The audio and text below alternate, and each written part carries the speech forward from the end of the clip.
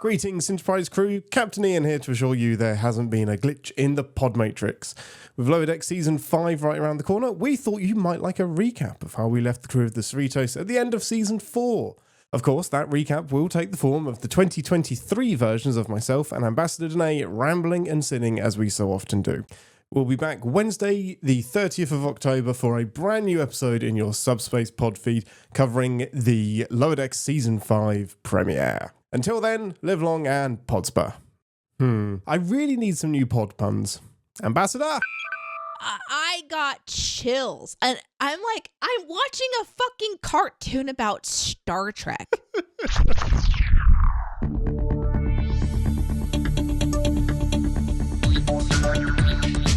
Captain's Pod, Stardate 811123.2. Welcome aboard the Starship's Enterprise, and thank you for joining us as we take a brief shore leave from the world of CinemaSins to explore the universe of Star Trek. I'm your Captain Ian Whittington, and with me as always, rumour has it we had to change her name due to royalty issues, but that's just a load of bullshit that I need to remove from my brain. It's Ambassador Deneé. That's funny. I have changed my name. Oh no, you have. That's not bullshit. Dang it. But it wasn't for royalties. It wasn't. But maybe it is now. Maybe you're inspiring me to change my name again. And claim all of the Jennifer royalties that you missed out on for all of these years? Yeah. That's right. Yeah, anyone named Jennifer.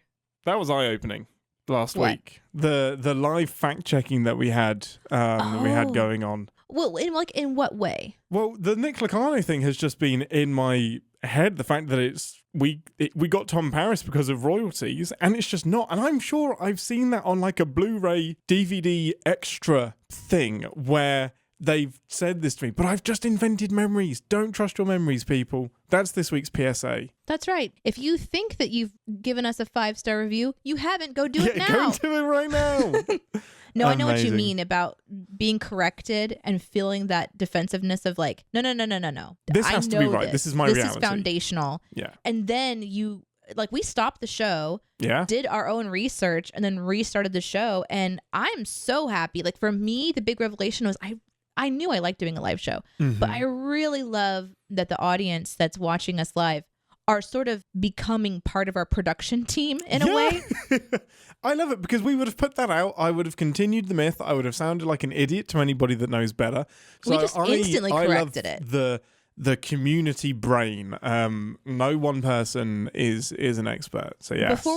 Before we move on from it though, I must say it is nice for you to have kept it in because we edit the show. You could have easily re-recorded something and put it seamlessly into the show to where all of the podcast people who can't join the live show would have never known that you were absolutely fucking wrong. Yeah, but you kept it in. If only I'd thought of that, then I could have just deleted. No, it was a choice. I think I love acknowledging that I can be wrong and that my information can be wrong and that all of our brains can be wrong and that we should always be humble with our knowledge. Unless you know you're right, then you can dig your heels in. Wow. Yeah, that just went everywhere. That went all over the place. That was a shotgun blast of you. Okay, should we do some emails? Yes. Let's do it. Emails. Okay, hailing frequencies open, everyone. It's time for us to read your emails from Discord, Twitter, and, well, email.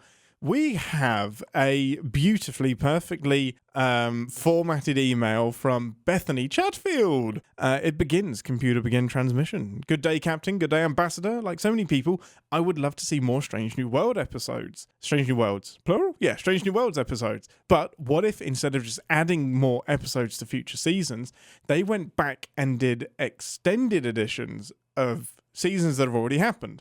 That way we could get more episodes with Hemmer, like a Hemmer's Day episode, or episodes that can flesh out some more relationship stuff. Oh shit, there is relationships in this email. Oh, I like it because it's relationships. Oh, I didn't mean to. That's good. Yes, relationships feel less like a Disney romance, and I'm thinking in brackets, that's the La'an and Kirk thing. What are your thoughts on that? I haven't seen another TV show do that deliberately, I don't think. That would be really cool. So the idea is that we don't get a new episode, we get the extended version. Or we get an additional episode from season 1.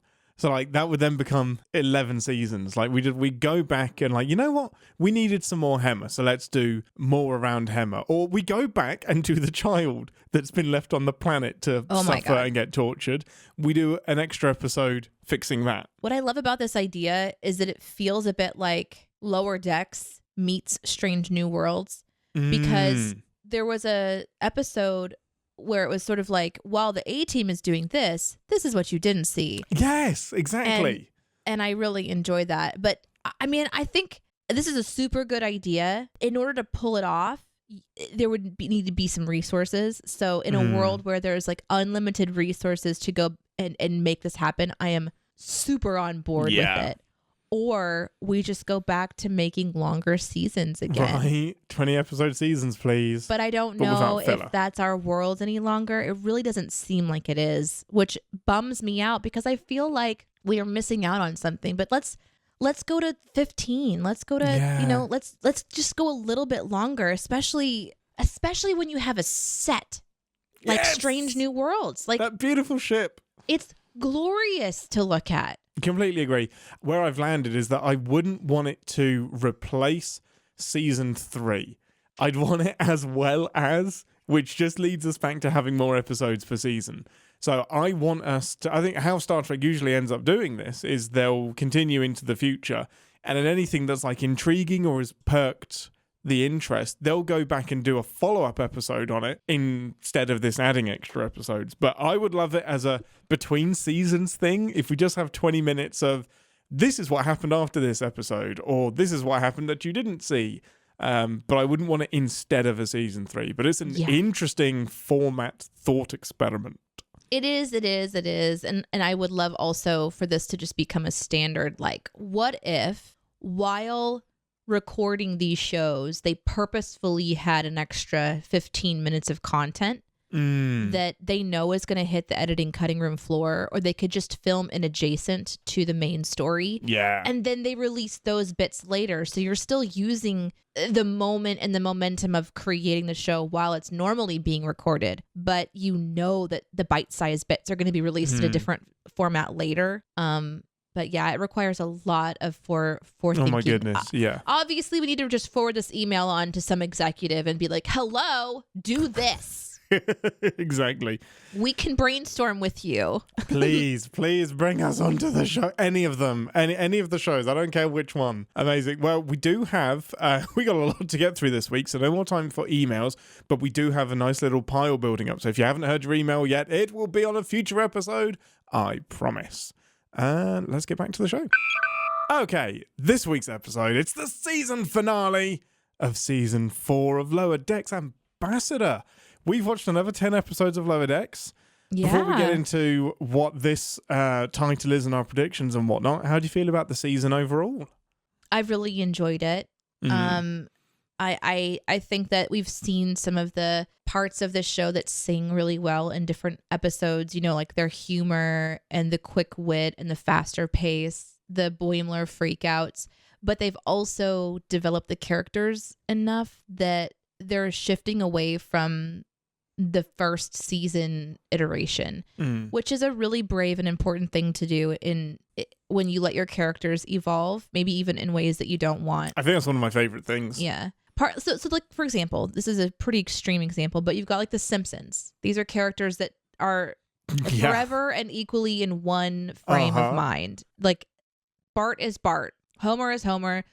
And those kinds of shows become this sort of staple in existence of like, I mean, people refer to them forever. Now, obviously in the Simpsons case, they've been around for so long. It's insane how many seasons they're into now. Yeah. I don't even remember.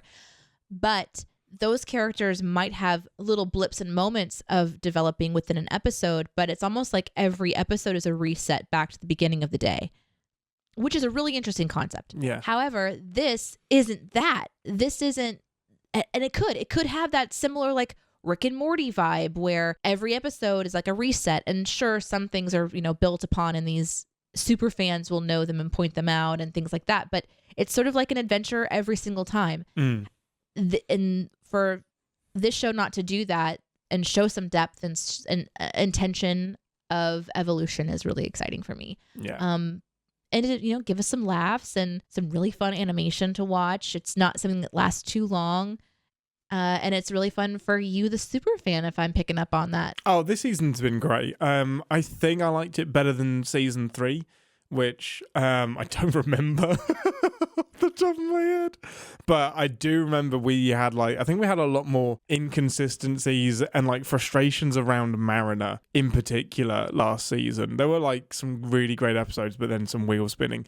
This season feels like we've had way more momentum and progression with the crew getting promoted, Mariner actually dealing with why she does the things that she does, spending less time with Boimler, I guess, and his struggles. But I think the stories have been solid, the references have been solid. Some of the loose ends they've tied up from TNG have been so much fun. So yeah, this has been a really, really, really great season, and I'm kind of really pumped for season 5. Oh my goodness. Already? I'm ready for it. I would have it next week. I would love it.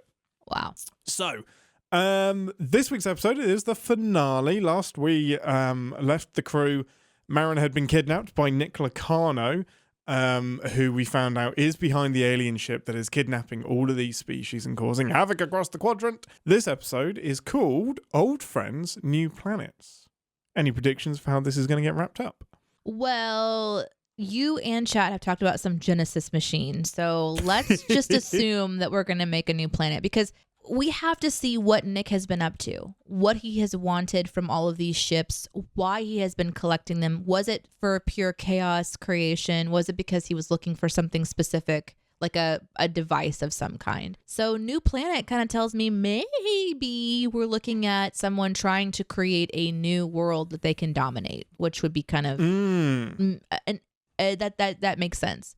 And then you're gonna have everyone trying to figure out how to tackle this problem and why it's a problem for everyone. We also left Mariner's crew that she had assembled on the planet. They had just taken back over the warbird.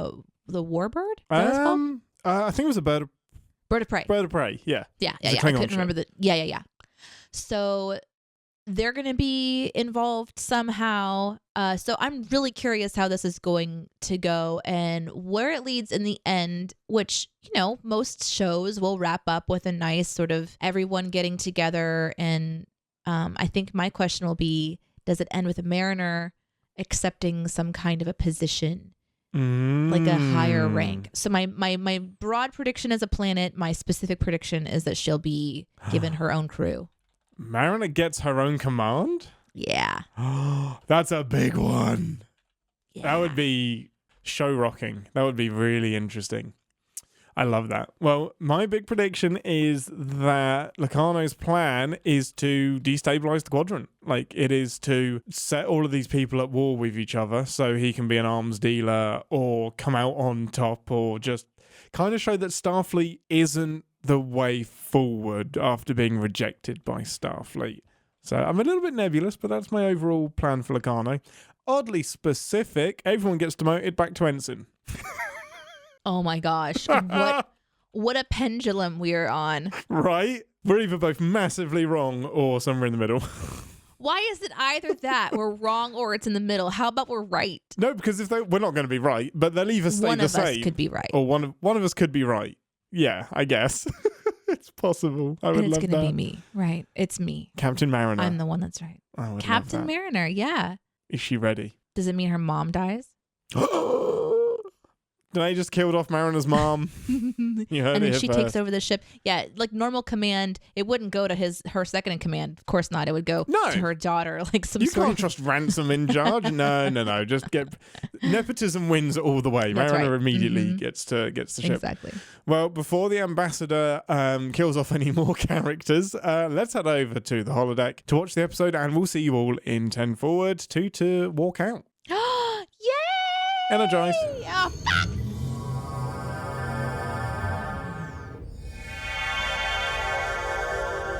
Welcome to 10 Forward, the part of the show where we grab a drink from the replicator and share our immediate thoughts and feelings on the episode we just watched together. Most important question third. What is your beverage of choice? This week it has to be a beverage. I'm putting my foot down. Oh, okay. Is it like a beverage from the show, or is it, just something to get drunk? Just because let's just get drunk, because that in the vein of in the love of the end of this episode. Yeah, whatever is going to get Freeman and Mariner fucked up. Let's go drunk. Yeah, I'll join you in that as a serenade and a toast to the season finale of Lower Decks season 4. No more. No more Lower Decks until like the end of next year, maybe. We're definitely getting a season 5. But until then, give us a synopsis. Yo! Totally prepared for that. Yeah, every week. In this episode, everything comes together, makes sense. There's battles, there's captaining, there's mutinies, there is music. And true to what we thought was going to be happening, everything has a happy ending, and the entire crew stays completely together in the end. No one dies, and no one leaves the ship for another adventure. Great. That sums it up. AKA, I'm in denial. Yeah. I never know if you're actually done with the synopsis. Why? Can't you tell with my awkward pauses that I take as I try to think of my next thought? Because sometimes they can be like 10-second pauses, and I don't want to, if there's more to come, I don't want to cut you off. I want you to say your piece. Just a reminder, podcast listener, you are thankful that you're not watching the live show for those 10-second long pauses where I'm just sitting here and like... I cut them out. Yeah, the synopsis takes literally 17 minutes, and I cut it all down. So it turns out that Nick Locano's plan has been to create his own version of Starfleet, which is a free world, free of the limitations of being told what to do, because he can tell you what to do, and that's what counts. Mariner has to prevent him from using the Genesis device, while Freeman and the crew have to find a way to smash through a shield. And then the finale happens. Overall thoughts and feelings, Deneé. I loved it. Yes, me too. You did? Okay. So much fun. This is a great adventure. One thing I didn't expect to love about it that I ended up really like cluing into was the music in this episode. I don't know if I've not been paying attention to the music in previous episodes, but I feel like this episode really brought the music. It did. You're not imagining it. The scores can be quite subtle, but this has some incredible soundtracks that are variations on themes that we've had previously, and some themes that are just lifted from the Wrath of Khan whole cloth entirely, which is so... There is a scene in particular where I got chills because the way they looped in the Wrath of Khan music was so fucking good. So good. Into it. I wrote down music so many times, and I think it was like we had really interesting space battles going on. You know, what Star Trek fan doesn't want to see all of the ships battling each other somehow? And of course, because of the uniqueness of this season, kidnapping or taking away all of these different kinds of ships that have sort of been collected in this secret spot, and now we get to have this secret spot revealed. You know, we get to see all these unique ships together, which for me, I'm like, oh, cool, different shaped ships. That's interesting. For you, I'm sure you're like freaking out. Were you freaking out? Oh, I loved it. Like, there's lots of reasons I was freaking out. The ship that Mariner has, the Steam Runner class, I have thoughts about that. The Sideways Warbird that we get to see in action again. The Orion ship was fun. The glory shots of the Cerritos actually being a tugboat was genius. Oh my god, I really. How did we not see that coming? Oh, it was genius. How did we not see that coming? How did I not see most of this episode coming? On this show, we've talked about why the name of the burrito is in the placement that it's in, and it was because it was like a towing thing, I thought. And so here it's actually towing something. Yeah. It's like the little engine that could. It's perfect. No, wait. It's what it's built to do. You don't have to manufacture anything. The little tea kettle toaster that could? No. It's not the tea kettle that could. No. Toaster? It's some child. It's like this childhood tugboat story. It was about this little tugboat that was, tugging the big ships. Little engine that could? No. That's about a train. Okay. Anyway, we got to see the Cerrito burrito tug a big ship, and that was fucking awesome. Yeah, like I said, you don't have to manufacture anything. This is what the ship was built to do. It was so fun. I mean, I could nitpick that you are lifting the great James Horner score and not making, like, you're using someone else's work and trading off of that, but it's Star Trek, and it fits for the themes that are going on, because Wrath of Khan is when the Genesis device was first used. So it's more of an homage, because you're reimagining that. Like, it's Yeah, no, I really love this episode. Great balance, not too complicated. I think it's a really, really good send-off for season 4, without a doubt. They did a lot of really good things, I feel. We got a good space battle. We got to have a hand-to-hand combat scene. We got to see Mariner being Mariner, but Mariner for the Starfleet, which was the big question for me is what are they going to do with this character? What kind of a personality is she going to take on in this final episode? You know, where is she going to land? And her chaos and her drive to survive and her willingness to do incredibly dangerous things for her own reasons, it's aligned with Starfleet. It's aligned with what's better. And so we got to see her do some really crazy shit that kept me on the edge of my seat in a way, because I didn't know exactly. I didn't think they were going to kill off, Mariner by any sense of the imagination. But it was still like, ooh, what's going to happen? Because they can kind of do whatever they want. But yeah, I really, really enjoyed it. I had a good time. But for me, the big win on this one was watching all of the ships doing fun ship stuff and nebuluses and ice, and you got the music and everything. It just was all hitting for me. Yeah. There's a lot of classic adventure trek stuff that happens, like hiding in the nebula, finding a planet, doing shenanigans with venting plasma in a nebula. There's just some classic trek stuff that's going on, and ignoring your commands from Starfleet and telling the crew, well, you can join me, but I'm not going to force you to, and just that camaraderie of one ship versus the universe. Sinful as heck, but I love it. That's the kind of Star Trek I love. Should we talk about our predictions before we get into the specifics? Because I feel pretty good about mine. Okay. Interesting. Because I said Boimler was going to be captain. Okay, let's backpedal, because Deneé actually was quite impressive, but accidentally so. So her big prediction was that, it's kind of crazy, that Nick Locano's overall goal was to make a new planet for himself and his people so that he could rule over them. Now, he does make a planet, but that was not his plan. It's kind of insane. Yeah, so he did want to rule over the people in the end, but more like a fleet rather than like a planet. Yeah, he wasn't aiming to use the Genesis device for that reason. Yeah, I can't get that one.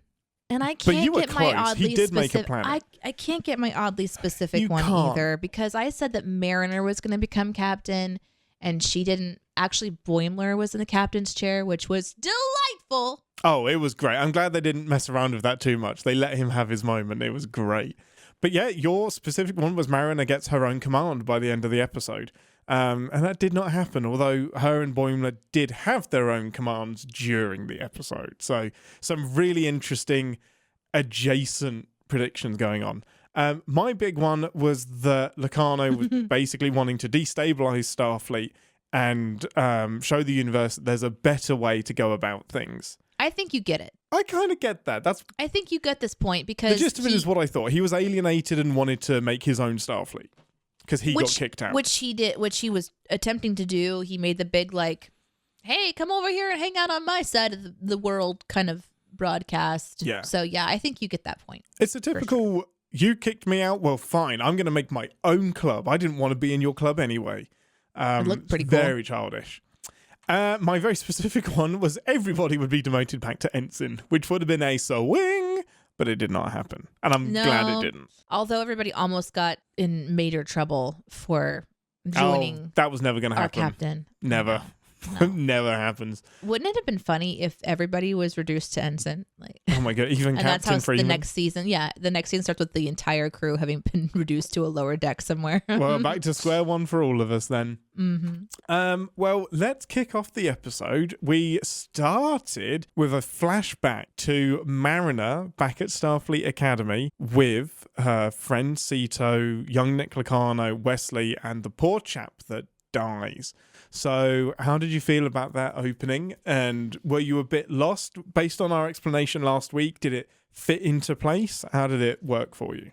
Honestly, if we hadn't had the conversation last week, I think it would have been a confusing piece for me. Yeah. So I was glad that we had the discussion. I I feel like the show continues to do a good job of trying to think about the new viewer, and they gave just as much information as they needed to give through Handsome, who was like, I think he had a couple of lines about who this person is. Bit of expositional lines, But just a couple things. And then, we get to see some of the dynamic of the flashback. But that flashback didn't really tell the fullness of our conversation. So I don't think that I would have understood the gravity of that moment, even what went on for her friend or the person that she was looking up to. I forget their name. Cito. Yeah. Like the whole Cito thing, the gravity of that was revealed last episode with like her motivation or was it last episode? Yeah, last episode. Yeah. Their motivation. What's interesting for me is that I'm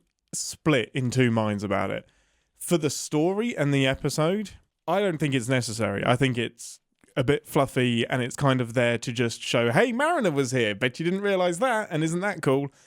But it doesn't really inform much about the story that we don't get through exposition. 75% of me, though, is like, fuck yeah, that was amazing. I loved it so much, because that takes place before the episode called First Duty, where we see everything happens, the trial happens, the cover-up, Locarno getting kicked out of Starfleet Academy and everything. This is like days or something before that, or weeks before that. So for me, it's really interesting to see the build-up to what instigated them doing this banned Starburst maneuver. And then Mariner coming in and just being like, that's where she was during TNG. It kind of tweaks something in my brain. Look at her. She's like, teeny tiny. She's out there. So I know that it places her in the Star Trek world library really well for me. So for me, I absolutely loved it. But seeing the episode as a whole, I don't think it was really, really needed. Yeah. The official timeline 13 years ago means this season takes place in 2381, said somebody in the chat. So yeah, which means not as much. That's when I thought season 1 started, or 2379, something like that, which means that 4 years haven't passed. Right. 4 years have passed for us, but we're seeing like condensed. In the Lower Decks universe, it hasn't been that much It's only been a couple of years. Yeah. Which is really, really interesting, because that doesn't follow the trend of TNG, Voyager, Deep Space Nine, etc., who are like 1 year, 1 season. So yeah, interesting. So moving out of there, well, there was one more interesting thing. That she brought back the actor that played Cito, lended her voice to animated Cito, which it's so cool that we get to use these same actors. You could get away with it not being the same actors, but it's almost like a nice courtesy that you're a part of Star Trek history. Do you want to come back and give us a few lines? It's really cool. Yeah, really, absolutely. really, really cool. Yeah, and I love the world of Star Trek. You'll see the same actor picking up different characters and coming back in for different people, like we saw with the person who plays Hemmer. So yeah, it's kind of really fun. They get to fold in on themselves. They do. And you don't have to do much more than just get in a microphone to do something like that, which is nice. Yeah. It's not like she had to get back into the wool uniform. Oh my goodness. But I would get into uniform. Cotton. It's got to be cotton, hasn't it? Or polyester. So. Something like that. Yeah, I hope so. Anything else that stood out for you, Ambassador? What were some of your big moments? Or did you have any questions? About the first part of the episode? No, just in general. No. Oh, okay. No, I think that sets it up really nicely. It forces the Cerrito to take a standpoint of going against Starfleet in order to accomplish the goal of saving Mariner, which I thought was smart. They were given kind of the explanation that because there's so many different groups involved, different people involved, that they don't want Starfleet to just be attacking anybody that's left over inside these spaces. But they didn't really do a good job of explaining what happened to the rest of the crews. I guess we were to assume that they were all sent to the planet. No, they went into hiding. So they said that they went into hiding. That was it. No. I mean, like at the beginning of the episode, we see that each ship is piloted by the people who were in mutiny. So essentially, Nick has told every single one of these people of the ship, like, hey, you can have your ship and do things your way. Mm-hmm. And I think the idea is that the entire crew was beamed down to the planet to survive. Okay. Yeah, that's what I think. And then they were retrieved. Okay. Yeah. That makes sense. That makes sense to me. So the Starfleet doesn't want anyone to go and engage with that because they don't want to start a war, like where we're shooting down a ship that includes a couple people that, the Ferengi are pissed at, but they don't want to lose those people or their ship. So stand down until all of the political stuff happens. And of course, Mama Bear's like, fuck that. That's not happening. Yeah. And it really kicks into gear when Mariner takes things into her own hand. And this was maybe my favorite part of the episode. I was really happy and like relieved when this happened. I was ready to write a sin, which was, we've got the cliche of Mariner is going to leave some kind of secret code in the transmission saying that, yes, I'm on Nick's side, but wink, wink, nudge, nudge. Here's your secret code. And then Freeman is like, Mariner sent us a secret code, which means this is her plan. But instead, she just kicks the doors down and says, no, I love fuck you. it so much. It's so fun. So her. Just steal the Genesis device, name it GD, and then run away. It's so good. Because I was with you. Nick kidnaps her and essentially begins to tell her that she's the defected Starfleet officer, just which assumes, she isn't. And Mariner kind of seems like she might be going along with it, obviously for survival. And then she's put on screen to everyone. I kept thinking, this is when they're going to go down the storyline of, Mariner has defected and she's rebelling and she's blowing up her own career. And then it's going to be saved by the end of the episode. But no, they didn't even not even for a split second go that direction. This guy sucks. She's like, and it was so needed. It was the humor that this show does so well. Yeah. And it really showed me, like I said at the beginning, kind of the character of Mariner. And I loved it. Watching her grab this thing and just run out was delightful. It was so great. So, but she gets into the ship. And my question is, she gets in there and she gives it some kind of a thing and says, welcome Captain Carol Freeman. Who the fuck is that? Captain Carol Freeman? Yeah. That's Captain of the Cerritos. Oh, it's her That's mom. That's her mum. Yeah, so she has her mum's command code.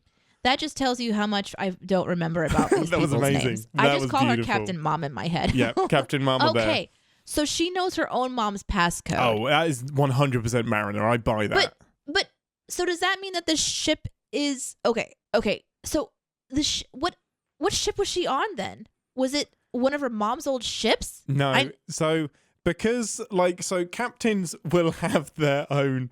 Captains will have... I love that the chairs give you so much shit for not knowing one of the main characters' names. It's amazing. Do you not remember That's who so is good. doing the show? Have you met Deneé? Hello? Have you met me? I call her Captain Mom all the time. I just call her Captain. Captain, basically, in an emergency, a captain can take control of another ship with their command code. So this is you can get on board and it gives you access because you're a captain in Starfleet. If there's a lieutenant that's in charge of a ship because of a disaster, the captain can swoop in and take command and the computer will recognize their control access. So you can, as a captain, pop onto another ship, punch in your codes and take over. Essentially, yes. If the captain has gone rogue or there's something like that, you can pull rank. But yeah, it's a thing. Kirk does it in The Wrath of Khan, interestingly. But that's a prefix code. It's a bit different. That kind of bums me out. Yeah, maybe you're thinking, Deneé, you should be ashamed of yourself for not remembering that it's her mother. No, and that would bum me out. But no, I was thinking it'd be some funny character that she idolized as a person and she memorized their code. Interesting. No, it's just her mum's code, and apparently that works. While we're on the ship, I am so happy they used this stupid fucking ship. With a joystick? The Steam Runner class, yeah. I mean, the joystick... This little joystick thing that pops out? Just ridiculous. I mean, that's an insurrection nod because Riker has the manual steering column nonsense. I love it. So good. But the Steam Runner class has kind of been the butt of the Star Trek community as just being a dumb ship. It just looks stupid because it's just this flat thing, and I've always I've always kind of shit on it a bit because the nacelles, there was an episode where Boimler and Rutherford have a room and it's right next to the nacelles that are shining into their room.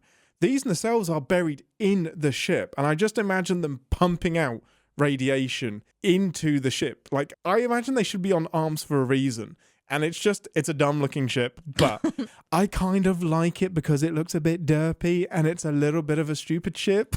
But I love that they used it instead of like, you could have had an Excelsior class in there. You could have had like any number of classes, but you picked the Steam Runner. Well, I don't know So anything funny. about the types of ships, but I always find it interesting to see the different shapes that they come up with.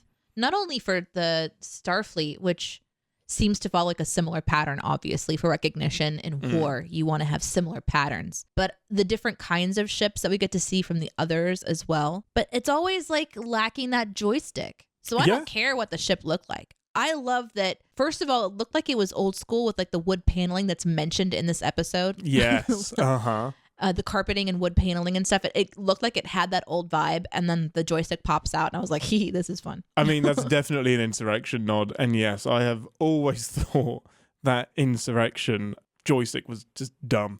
We sinned it. We sinned the heck out of it. I don't know. I think it makes sense.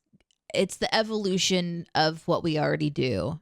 You got to have a backup plan. It's true. But regardless, the stuff that Mariner does with the ship is so It's really fun. Yeah. It's a great sequence. If we don't go in sequence of the show, we just kind of skip around in the show and talk about what Mariner does with the ship. It was a lot of fun. She goes into a cloud. She flies through some like ice debris stuff. And she's like a little standoff, seek and find sort of game. There's different kinds of ships that are tailing her, so we get to see one decloak, and we get to see different kinds of activity with different sorts of ships. And that was when the music was so intense. I was really, really having a good time. But one of my favorite shots is when she goes to hit that wall, this Trinar or whatever, the Trinar force shield. field thing. Yeah.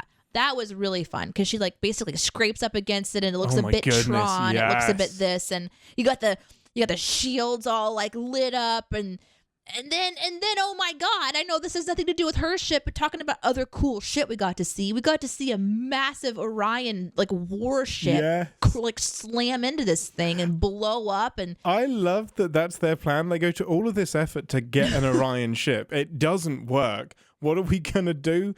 It's like Infinity War. You threw a moon at me. So we're just going to throw a ship at the shield. It It's felt so like great. It did. It felt like, using the tractor beam to like whip around something. Yeah. But it could have been, I don't know, it could have been a little bit lame. And as I was watching it, I kept thinking like, why is this so fucking badass? And it was the music.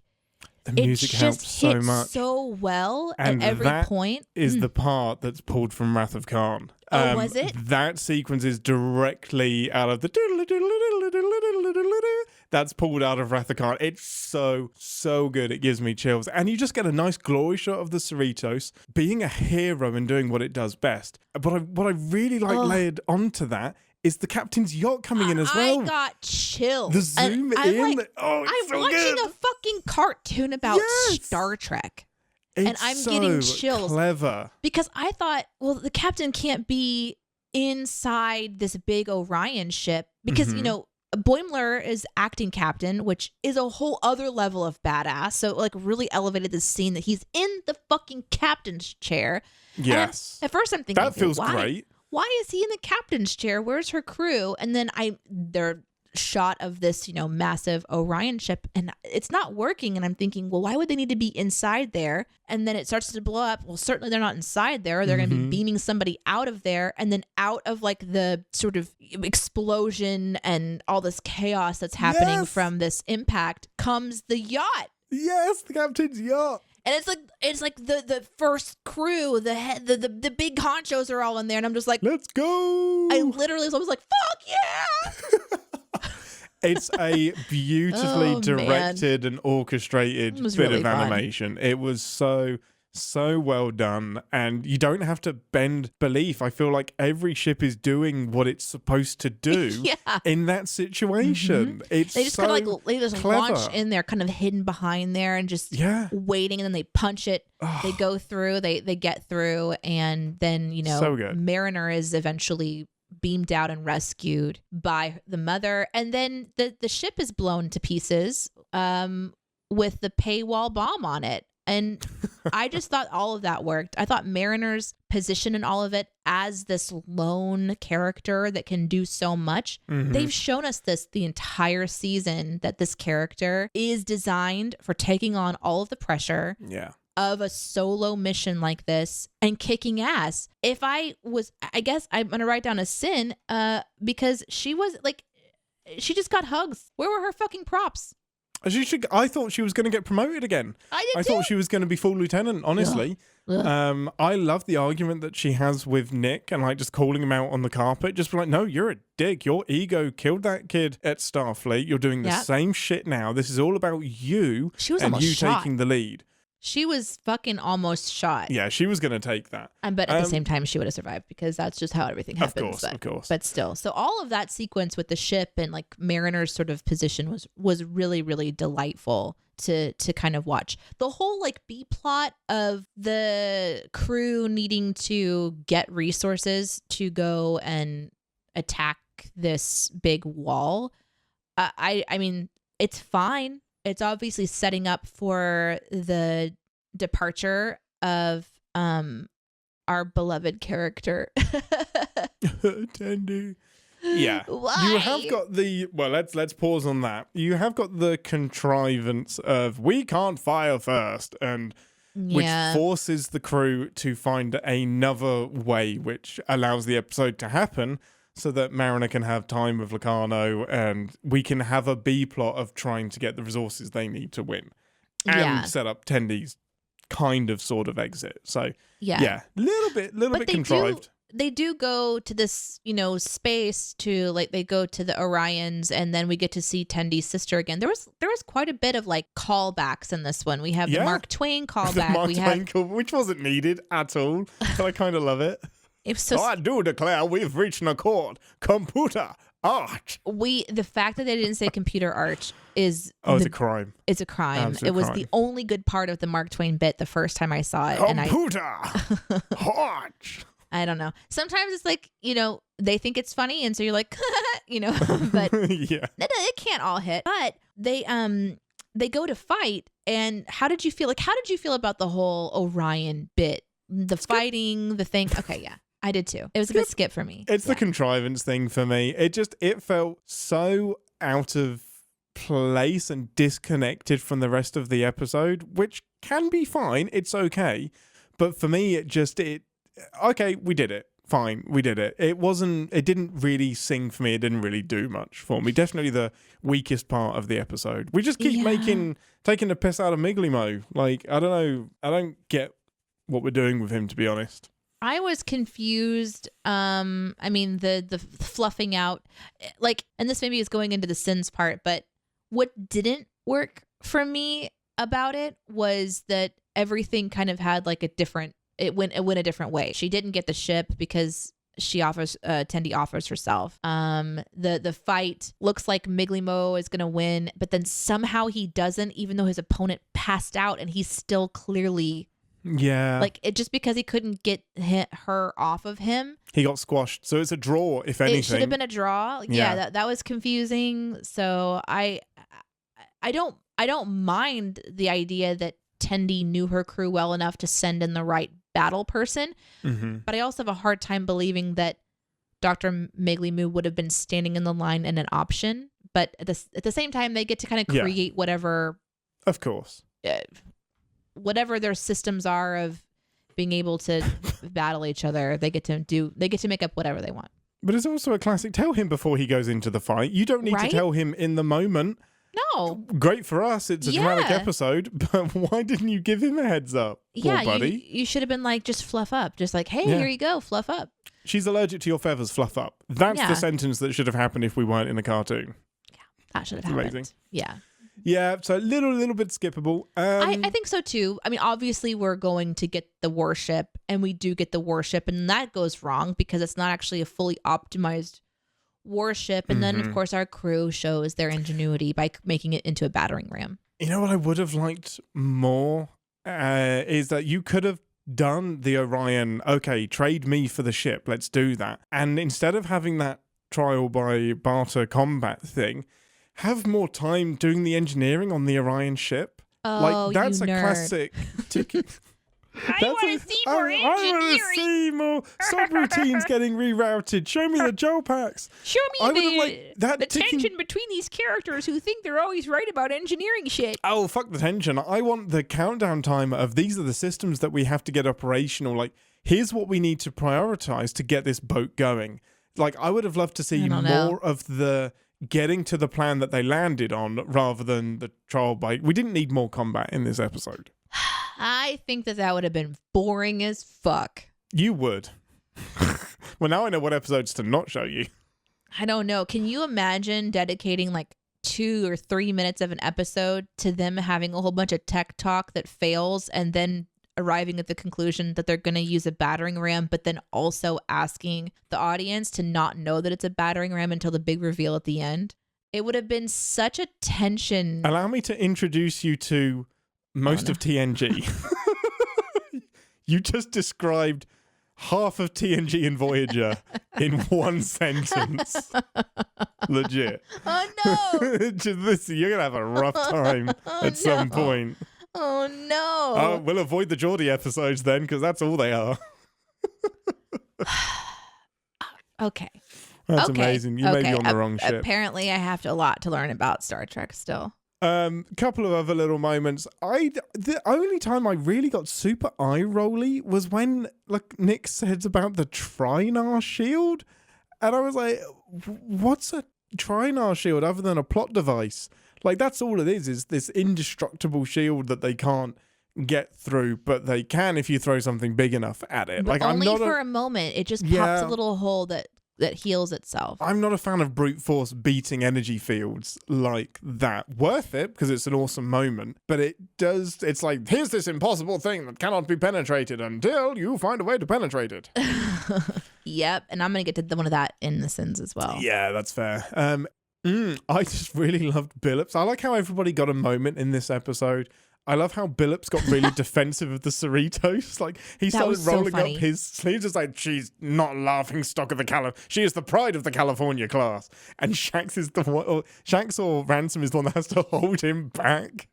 Yeah. Oh, it's or so when good. like the really big buff guy that's head of security was like foaming at the mouth to Yeah, try to go to combat. That was really fun too. Let him fight. I thought Dr. Cat Meow was going to go in there. That's what I thought. Tiana just destroy this person. That's kind of what I thought. I love that so much. Another moment to mention popped up in the chat is T'Lyn being Cerritos strong in the end. Let's talk about the end of this episode. We really haven't gone into that just yet. That's fair. That's fair. The end of this episode has everybody, obviously reunited, and they're all having a good time until Lynn, shows her love of the group. And Tendy's like, don't say it unless you mean it, and then is immediately taken away.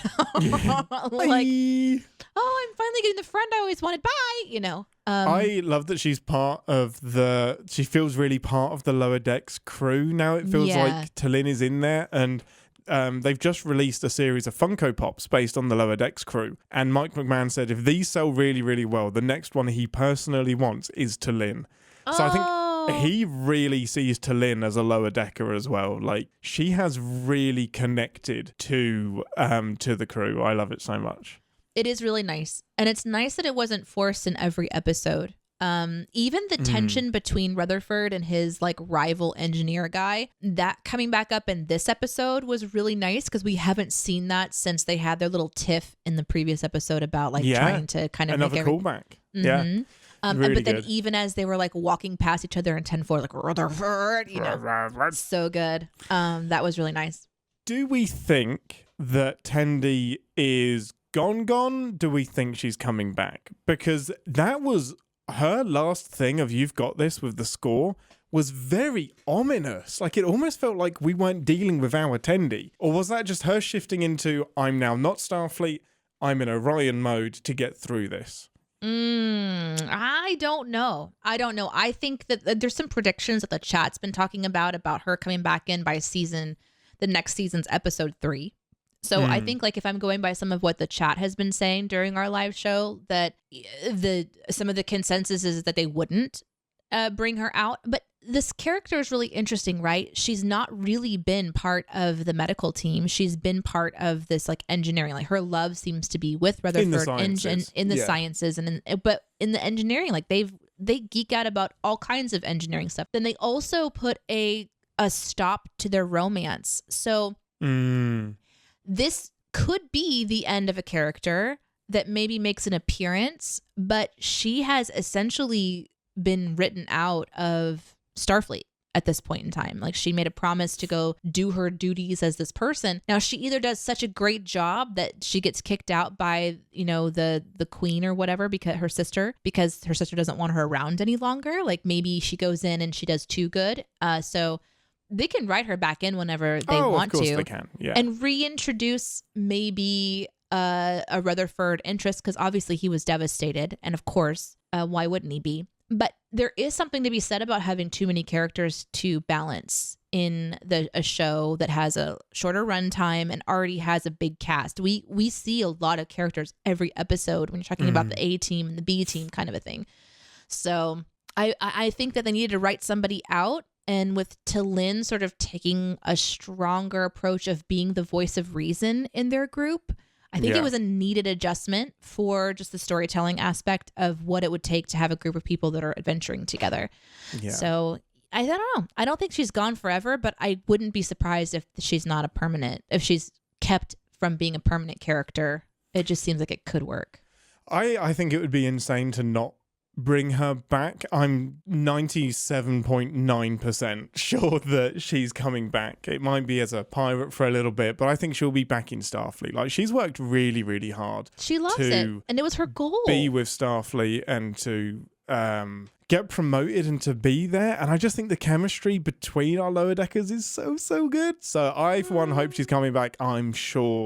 I'm pretty sure she is. Do you feel like she'll go away, learn some things about herself, come back, have a different type of a character aspects, and maybe replace a character that dies? Like, who are they going to kill off? If you had to kill one character next season to get Tendi back, who would it be? Bloody hell. I'm not a fan of killing people off for the sake of emotional punches, unless it makes sense for their story. Are we talking about who do I not want to see anymore? Because at the minute I'd kill off Miggly Moo. Yeah. Like, what's the point? But Miggly Moo feels like he's not part of the lower decks characters. Exactly. Yeah. I don't know. Rutherford, maybe. And that hurts me to say, but I think unless we give him something new to do, his story's kind of done. And now he's just there. I would switch Tendi for Rutherford. Yeah. I don't know. I think that Rutherford could go. I think he could. I hope they don't, because I don't think we need that. Yeah, I don't think that's what this series needs, but he would be the sacrificial I agree, engineer. Though. Miggly Mo, I don't need to see anymore. Like, no, it's so disappointing. But as far as like our people, yeah, it was a horrible question. I'm glad I asked it. Should we move on? Yeah, let's do it. As far as everything else, I don't think I have anything we didn't really cover. I think this was a really great season. I think this is a really great season ending. We even had Mariner sort of reflecting on and apologizing to her friends about her behavior. So they once again bring some depth to that decision. So I liked it. Yeah, I think it was great. It wasn't too cliffhangery either. It felt resolved. Like, it wasn't shock someone's been arrested. It was, here's the end of that season. Here's your consequences. Now, there was another awesome Wrath of Khan homage. And so this is when the Genesis device blows up. Yeah. And it creates the nebula. And you see the rings slowly expanding and forming. And then you get the zoom out of the ship zooming away. Yeah. That is a shot-for-shot remake of the end of the Wrath of Khan. When the Genesis device goes off. It's one of the coolest shots in the history of Star Trek, because the Enterprise is at warp, but we're actually seeing it from the outside. Yeah, like so you're seeing the warp trail behind it, the Enterprise zooming away, and this cloud expanding and following it. And it's just the warp engine noise of zoom, zoom. And because it will go past us, and then we'll zoom out in front of it again. You'll get another zoom. Then you zoom out in front of it again, you get another zoom. It's such a great reenaction of that shot. I tingled when I saw that. I was like, it's so good. So yeah. That was really cool. And I also, the idea that they named this planet after this monster, what a weird decision. And Locarno, he's still a bad person. Technically, his atoms are in there, so we're just going to name it Locarno. But you know what they could have done? Anything else. But maybe that's getting too much into the dings. Perhaps. Well, having said that, love that episode. Great way to end the season. Lower Decks continues to impress. Let's head over to engineering for some sins. Battle stations, everyone. Warning. Warp core collapse in 10 seconds. This is the part of the show where we re-engage our sin brains, remind ourselves that no TV shows without sin, even our beloved Star Trek Lower Decks, as good as it is. I actually have quite a list this week. Shall I go first? God, no. I think I want to start with the fact that they didn't name the planet after the guy that he killed. I think that they should have named it. Yeah, that would have been great. It was a thought that I had during it. It was a thought that was brought up in live chat, and then somebody else in the chat said something like, "This is the first time we've actually seen this character before. That it was just part of the backstory talked about, but this is the first time we've seen them." Mm-hmm. And I don't know. Because he's already dead at the start of the episode. I just feel like it's a weird thing to name a planet after a person who has literally tried to usurp every single. I don't even know how to describe this character because he's new to me, but it seems like he was pretty much of an asshole. So he didn't have any kind of redeeming moment at the end. He didn't sacrifice himself. He didn't do anything. He just was a dick. Yeah. Like, name the planet, I was a dick. That would have been better. This guy sucks is what the planet should have been called. Amazing. Okay, I've got a sin that I would go back and add into episode 1 or 2. Oh my God. Yeah. So you're not allowed to do that. Good.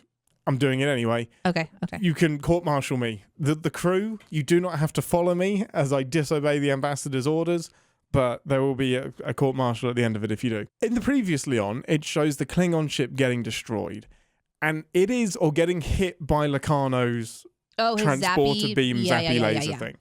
It is even sneakier than I originally thought it was, because this thing, because it's so early on in the series, it zaps and attacks the Klingon ship, and you see it go through the Klingon ship and out the other side.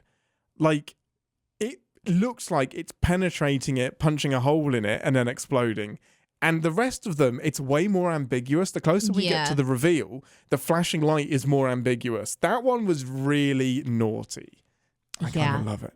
But it was naughty. Okay. Because like, you are deliberately being misleading here. And there's no reason for it. Fun. He doesn't need to be misleading. He's doing what he's doing. No, on the off chance that there was a camera just attached to a nearby station, which is the only reason we have this footage in the first place, right? Yeah. Right. I want to sin that this episode had none of the people from the previous episode on the planet that stole back their ship.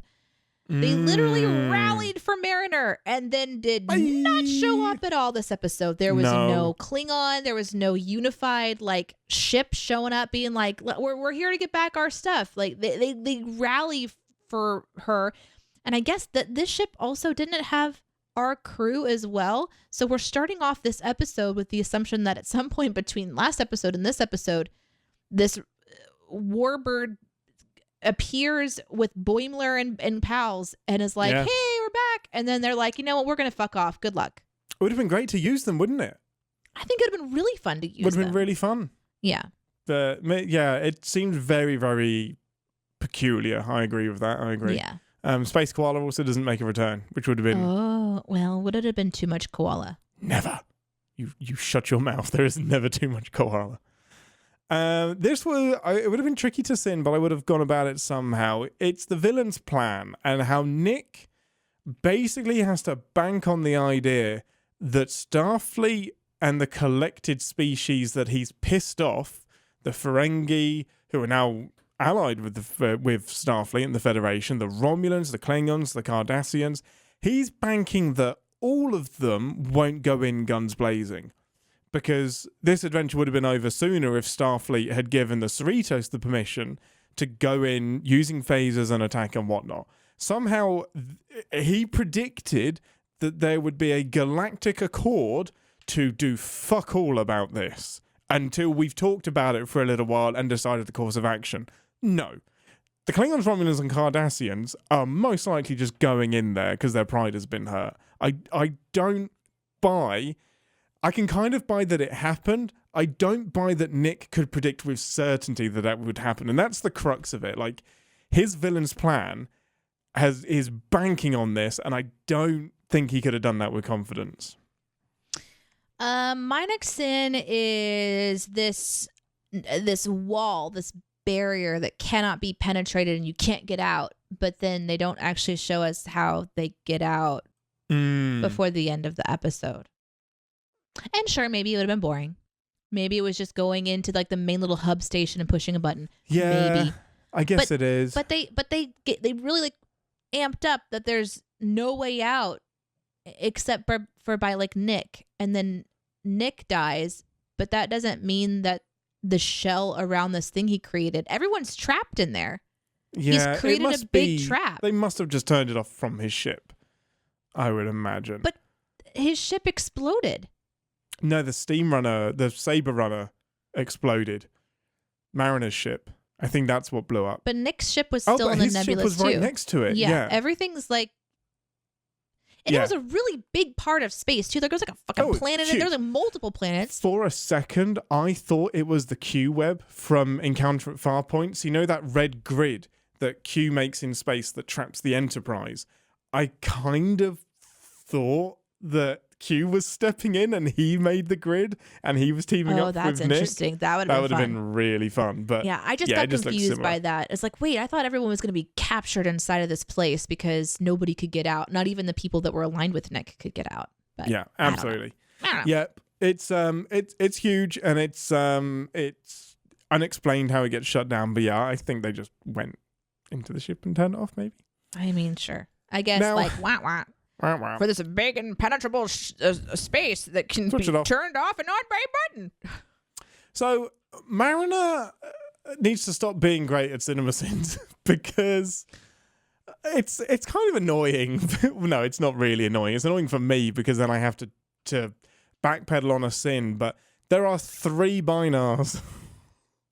And just when I explained the binars have to be in pairs, and it's really interesting when there's one of them. Yeah. We have the throwaway line from Mariner saying, "Can you even have 3 binars?" Yeah. And I get it, like it's not impossible, but it's kind of a big deal. So I think it needed a bit more weight than that, or have 4 of them and call it a quadnar shield or something. It's like 3 binars is kind of a big deal, and if we're gonna do that, I want to do it and I want to get into it and explore that because it's a big deal. Yeah, it's a big thing losing your pair. That's interesting for me. Are we sinning that Will Wheaton was in this? Always. Okay. Shut up, Wesley. Right. That's in the theme of Star Trek. I secretly loved it though, but I'm gonna make that my pretend sin. Yeah, shut up, Wesley. Okay. I'm glad he was there. Okay. I am. Addressing that Nick Lucano looks like Tom Paris. I mean, I kind of like how they did that, but we've still seen it because like you're addressing the elephant in the room, you're gonna get dinged for it. I don't see the resemblance at all. My next sin is the villain's plan, including also showing his cards. Like, not only are we here and you can't reach us because we have this cool wall, but we also have this, Genesis machine. Maybe show them the Genesis machine. Sure, that's going to scare the shit out of everybody. But it's almost like he showed the schematics of the wall on the screen. Like, he did a PowerPoint presentation to all of the people who could be his enemies. Like, why not just let them show up and figure it out themselves? You've given them what it looks like, how big it is, and we need it for exposition, but that's a terrible time to reveal it. It really is, and I guess it's because he's going on a recruitment drive, but there are, I feel, better ways to do that, because you're not actually talking to the lower decks, you're talking to the bridge crew. Unless everybody on the ship is tuned into this, you're not reaching the people that you need to reach. Yeah. So yeah, I think we'd sin that. I've got a classic sin. Where is the Enterprise cliche? Because where is the Enterprise? Like, this is a pretty big deal. Like, this is something that the entire quadrant is debating and talking about. And the Cerritos is the only ship that rebels to do something about it. And I get it, they have an investment because of Mariner. But the Enterprise is kind of well known for disobeying orders and going off and saving the day. as is Riker on the Titan. So it is kind of, when you have these missions of galactic import, it's always going to be strange when the Cerritos is the one that saves the day. Because it's like, there's got to be some other rebels in Starfleet that are willing to step in. Yeah. I don't really have anything else that I can think of. So how many more do you have, Captain? I've got a couple more, not huge ones. Okay. Well, then I'll just go to the chat and I'll grab a couple that I know about. I got to give props to Lodair in the chat, who says, Sin, one of the admirals says that Locarno didn't steal any Starfleet ships, so where does the USS Pizarro come from and where is its crew? Yeah, the Saber runner class. Yeah, it could just be a derelict ship. I think somebody replied, ship they found. Like, Starfleet are getting pretty careless with their ships by the looks of it. Just leaving them lying around. Yeah. Okay. No, I thought this was a really great point, though. We'd seen it, yeah. You've explained all of the other ships, but you didn't want to explain the Starfleet ship that you stole? The one that Mariner has to have the access codes to be able to fly. Right. And there was a way to say it, because whenever she's on it riding away, he could have had something in that line that would have, instead of like, why did you let her get on the ship? Or how did she get that going? Or something like. Yeah. Like, I thought that was a piece of junk we found over here. How come it's going? Like, there's a way that they could have at least addressed how that happened. Why is that? Yeah, for sure. I just, the fact, while we're on the ship, how is she piloting it on her own? It's too easy. Like, why do you need a crew? She's pulling off some great maneuvers, firing phasers, jumping to warp or attempting to. All of the maneuvers. Who needs a crew? Honestly, just talk to the computer and let the computer do it. Starfleet is way over manpowered. Yeah, apparently. I thought that there was way more people needed, but you know what? When you have a Genesis machine as your first mate, then I guess you don't really. Good motivation. Yeah. I did love her just calling it GD. It's like, sorry, GD, I guess we got to go blow you up now. I'll do a sin removal from Flyboy. Excellent shot of Mariner at the window of the captain's yacht looking back at the Pizarro. She never meant Nick any harm. She just needed to stop him. It's a beautiful shot. It was a really beautiful shot. It happened really quickly and there was a lot of emotion in that. I like that Mariner's also, she wasn't against saving him. In fact, she was like, we've got to go back. But then Captain Freeman, just in case you didn't know who that was, makes the final call like, oh, we're way too close. We got to go. Yeah, we got to not get Genesis. Yeah, that became the captain's decision to kind of like when to make that call. It didn't have to be Mariner making that call. Mariner's heart was kind of there. I think that's a great send-off. Yeah. No, I like that. It's a really, really good shot and represents a really interesting choice that had to be made. We've kind of, we mentioned this earlier, but we would sing the cliche of captain of the ship disobeys Starfleet's orders, crew comes with them, and most of all, nothing bad happens at the end. They just brush it aside. Like, you can disobey orders as long as you save the day. Here's another sin removal from KC. The USS Pizarro was named after digital modeler Fabio Pizarro, who worked for Eaglemoss and passed away last year.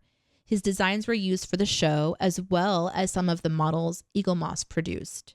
Nice, that's awesome. Kind of cool. That's great. Well, now we know why it was in the show. What a legacy. So I guess we would sin it, and then we would immediately do a sin off. Yes, we would. No, that's not our style. Our style is to give a sin off and then to sin it. Find a way to add it back on so we don't actually have to to do the negative. Yes. It's called the Rick and Morty effect. Is it? No, it's not.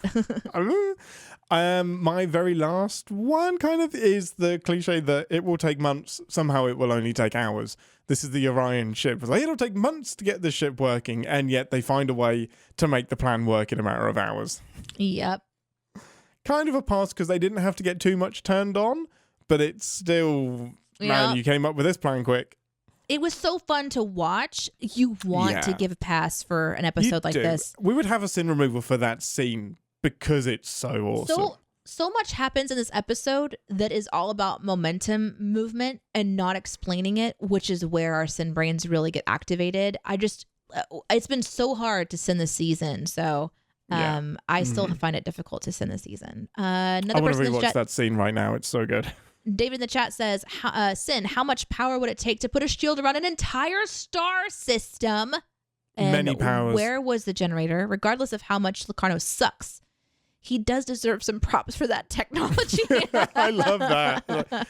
Nobody is complimenting him on how awesome and unbelievable this shield is. Yeah, it's a good way to phrase that, Sin.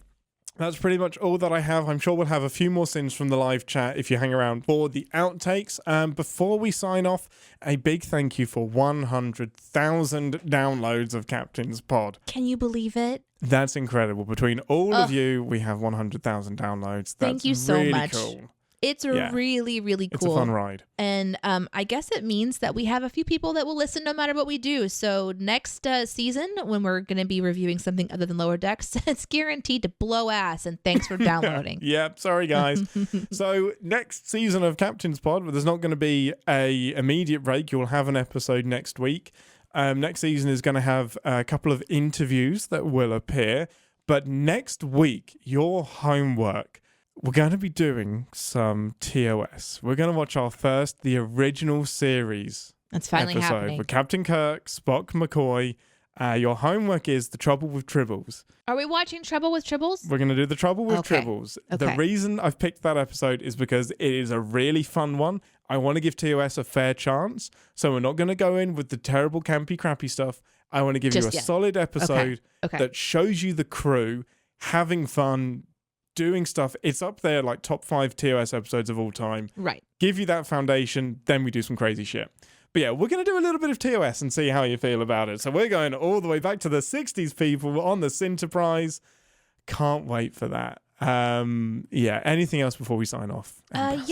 For those of you who have just joined us during this most recent season of Lower Decks, or even from Strange New Worlds, we have certain seasons of the podcast where we don't have anything new being released, so we go back to old stuff, which means we come to you guys for your suggestions a lot. You can either email those to us, captainspod@cinemasins.com, or you can join us on Twitter or Discord. It's discord.gg/CinemaSins, and within the CinemaSins Discord, there is a section that's dedicated to Captain's Pod, and there's lots of conversations that sort of happen there. So if you have a suggestion you want us to watch, you can get it to us any number of ways. Ian has been compiling a lot of the suggestions that have come in over the last couple of years. And so we do have obviously a lot to cover, and hopefully all of it will be fun. But according to the chat, sometimes the suggestions have gone awry. So we want to blame you for those this next season, not Ian. Exactly. I do want to have a kind of theme that ties the season together. So we'll get thinking about that. I don't want it to be too random. My theme that literally just popped into my head is to do stories that are continued across iterations of Star Trek, kind of in honor of Lower Decks and how Lower Decks does that. Because there is a follow-up Tribbles episode. kind of like goes through multiple. Tribbles this specific episode gets picked up in another iteration. So I almost want to do callbacks and see how that pans out. So let's use that as a framework for some suggestions. Keep your eye on Discord for updates and other things that we have going on as CinemaSins. But yeah, I'm excited for this next season. Thank you guys for joining us for another season of Star Trek material. Yeah. You guys are the best. We love it. We will see you next week. And until then, I'm Captain Ian. I have to go accept some flappity fisticuffs from a foul fiend. Oh, and I demand barter by combat! Finish him. Live long and Podsper. Thanks for listening. Want to connect with the show? Our hailing frequencies are always open through captainspod@cinemasins.com. Like, comment, and subscribe on your podcast player of choice, and be sure to visit cinemasins.com. Okay, you ready to go? Yeah, I'm ready. Oh my gosh. Are you so ready? I'm super fucking ready, okay. I readier than anything, okay. What? Are you okay? I'm good.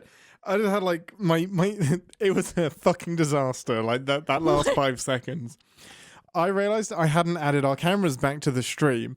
My throat started to close up and my earphone fell out. So I was like, battle stations, everyone! Computer, divert energy to the warp core! Get my ear sorted out and get us out of here. Ian is refusing to just do the show. Oh, I thought you had more to go. I'll take over. I'll take over. No, I got it. There was one little cool thing that I really, really liked that I wanted to talk about. once I've stopped hiccuping. Welcome to the hiccup part of the show where we hiccup together. Everybody hiccup Wait, together. where are your hiccups? No, it's your dinosaur hiccup. You guys want to know what it sounds like when a pterodactyl hiccups? Because that's what that sounds like.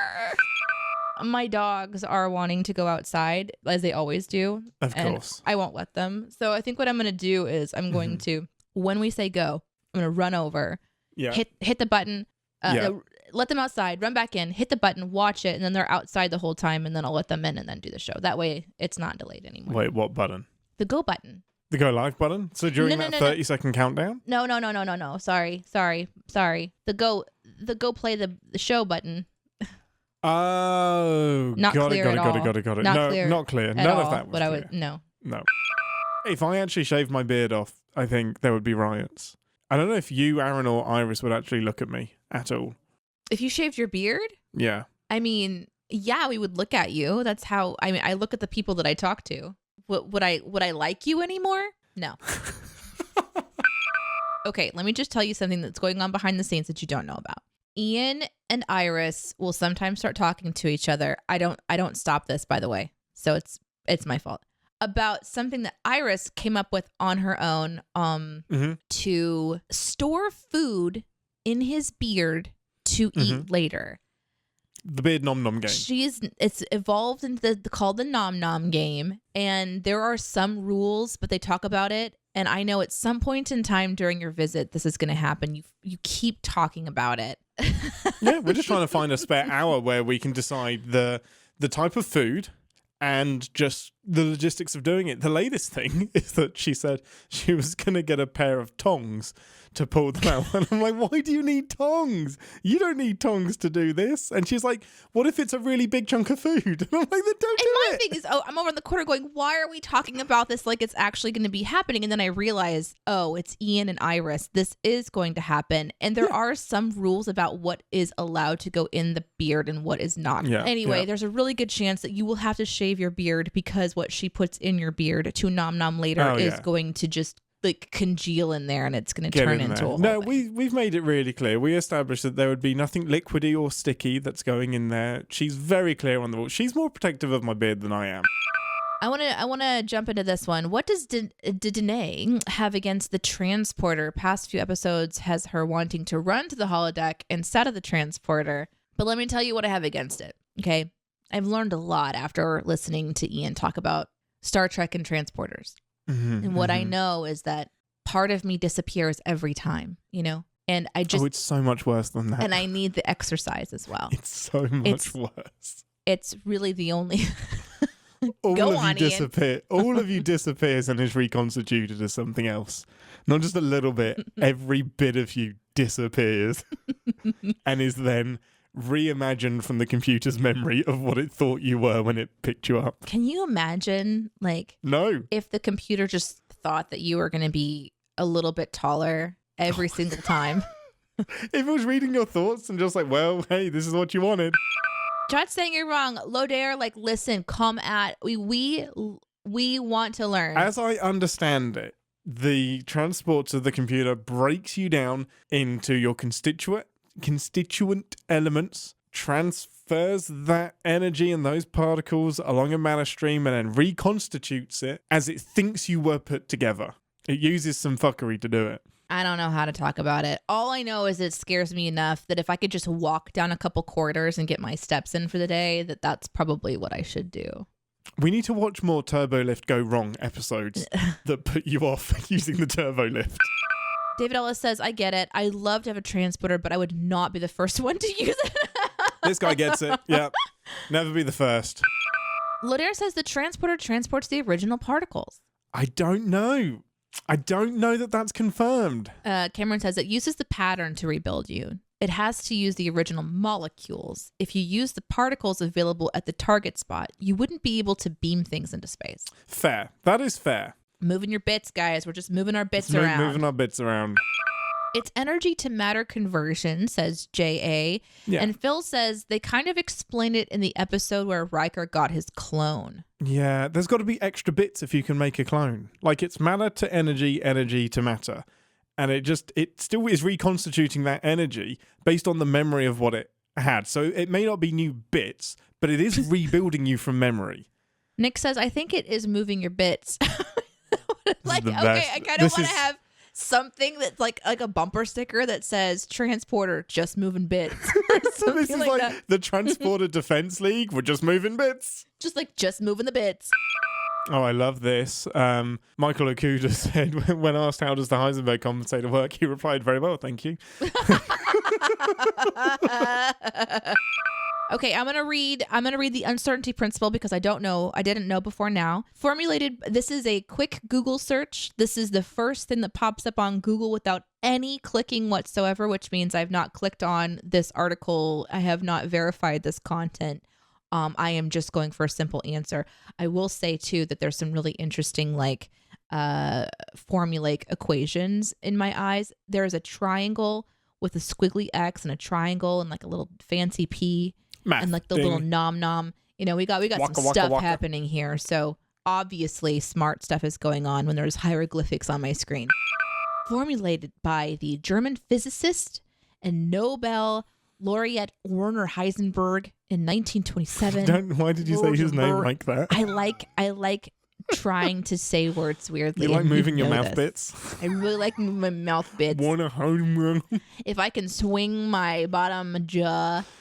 He would just correct everybody. No, that's not my name. My name is Werner Heisenberg. My name is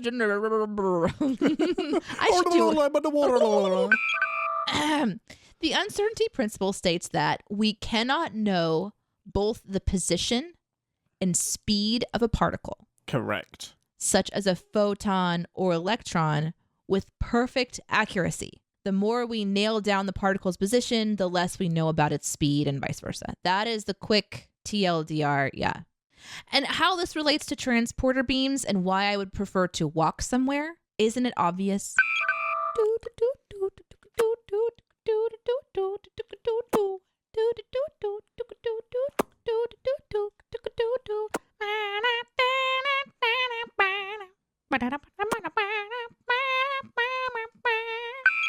I loved this point from Flyboy. Notice Beckett was never called by name in the flashback, leaving open the question of whether she was going by Freeman or Mariner at the time. My guess is it's the former, because everybody knows that their last name is Freeman. Yeah, of course. I'm almost certain that she changed her name to be separated from her famous Captain Mum and her famous Admiral Dad. That's got to be why she's called Mariner. I have one from Scott Lego. Having never watched anything Star Trek but the new movies, where should I start? Oh, can I take this one? Please do, because I'm not good at this question. Okay, Scott. So let me just say, first and foremost, I am newer to Star Trek, and I have had the absolute privilege of actually speaking to some of the people who have written episodes and who have acted on their shows. We're really, really lucky to have had some really cool conversations with these very passionate Trek people. And one thing I've noticed is that when the topic comes up of like what Deneé should watch next as the new person, the conversation always goes the same place, even though none of them know it, which is the very next question is, Skoklago, what do you like to watch? Right. Star Trek has so much. You have to answer that question. So like when you're thinking about picking up a TV show, are you like a murder mystery person? Are you like action adventure or romance love story, monster of the week, highly intellectual conversations? Like what kind of playful fun comedy? So think about like what you like, and then the Trek nerds will have a suggestion for you. And then and even better, the nerds start fighting about which one is the right one. Oh my gosh, they really do. And then you just get to sit back and watch them all like throw out titles of stuff, and then until one of them comes out the winner at the end. Honestly, my genuine answer usually lands on TNG, because it is the launching point for Star Trek today as we know it. TNG connects into Deep Space Nine, connects into Voyager, connects into Lower Decks, connects into Picard. I don't know, unless you want me to pick out individual episodes, starting from the very beginning of TNG feels like the best way forward for me because the Next Generation, because it connects to everything else. No, where would absolutely you start? not. Strange New Worlds, hands down. Oh no, you're Strange right. New Worlds is fucking You're beautiful. right. It's new, but it's also old school, so it has an old school vibe to like sci-fi stuff. Yeah, no, you're right. It's more modernly paced, and they do, especially just season 1 of Strange New Worlds Is incredible. Is fucking incredible. I like intellectual shows, so probably more towards those. TNG. That's about as intellectual as it gets. But I still agree. I think to with a modern brain, then Strange New Worlds is the way forward, and then TNG. Am I the nerd arguing with the nerd now? You are. You've done it. You've seen enough Star Trek to have an opinion. Oh no. You have. No.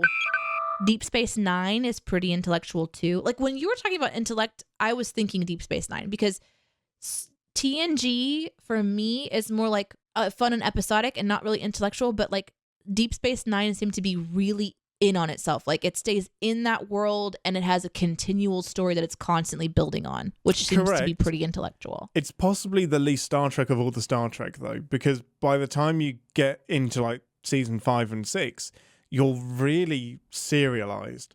Like and it's excellent. It's one of my favorite shows, but it's a very serialized war story. It's much more Star Wars than it is Star Trek in some ways.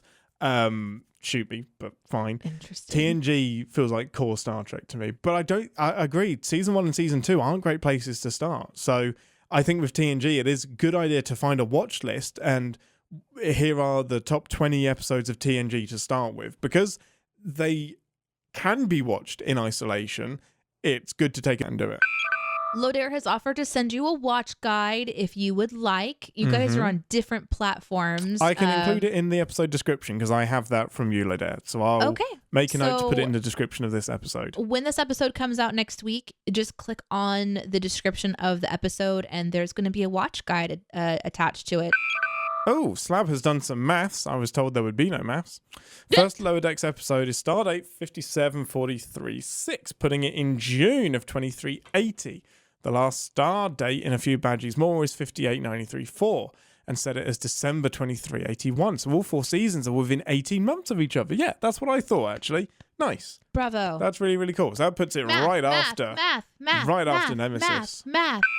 Wicca pancakes, wicca pancakes, wicca pancakes, wicca pancakes, wicca pancakes, wicca pancakes.